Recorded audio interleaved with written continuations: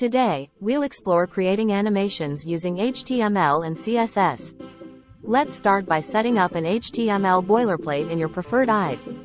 Within the less than body greater than tag, we'll insert a less than div greater than with the class name, image container, and inside this div, we'll add an less than img greater than element with the class name, pulsate fwd. In HTML, classes are used to group and apply specific styles or behaviors to elements.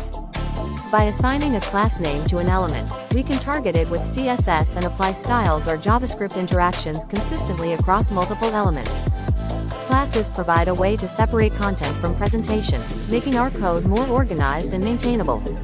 Now, let's move on to the CSS styling. We'll first give the image container a flex display and center it both horizontally and vertically with a 10px margin on top and bottom. Next, we'll directly style the pulsate fwd image. We'll set its width to 40 VW and define the animation property. The animation will be named pulsate fwd, with a duration of 2 seconds, 0.5s, an ease in out timing function, and an infinite loop.